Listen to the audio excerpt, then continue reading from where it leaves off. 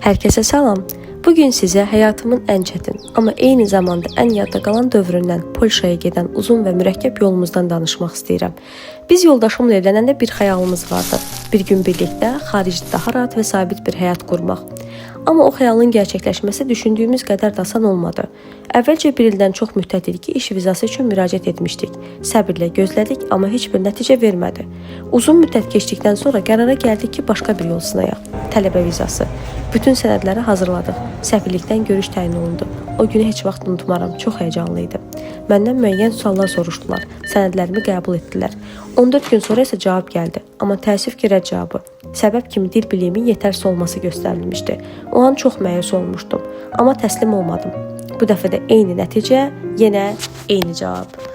Artıq ümidimi kəsmək üzrə idim. Daha sonra yoldaşım iş vizasına müraciət etdi. Və təxminən 5 ay vizası çıxdı. Bu bizim üçün bir işıq idi. Amma bir tərəfdən də çox çətinlik gətirdi. Çünki artıq 7 aydır ki, mən və qızım ondan ayrı idik. Hər yolu yoxlayırdıq ki, biz də onun yanına gedə bilək. Nəhayət bir yol tapdıq. Turist kimi gedib orada oturma müraciət etmək. Belə də etdik. Almaniyaya turist vizası üçün müraciət etdik. Və təsəvvür edin, elə həmin həftə bir ildən çoxdur gözlədiyim iş vizasından da cavab gəldi. Adım siyahıya düşmüşdü və görüşə dəvət edilmişdim. Amma mən iki seçim qarşısında qaldım. Ya iş vizası ilə gedib qızımı arxada qoyacaqdım, ya da turist vizası ilə gedib onu özümlə aparacaqdım. Təbii ki, ana kimi qərar vermək mənim üçün çətin deyildi. Qızımı yanında aparmaq üçün turist vizasını seçdim. Bu yol riskli idi, amma ailəmdən uzaqda qalmaq mənim üçün çətin idi. Bütün bu uzun çəkən və ümidsiz görünən yolun sonunda buradayam, Polşadayam. Bura gəlmək mənim üçün təkcə bir ölkə dəyişmək deyil, həm də bir həyat mərhələsini bağlayıb yenisini başlamaq idi.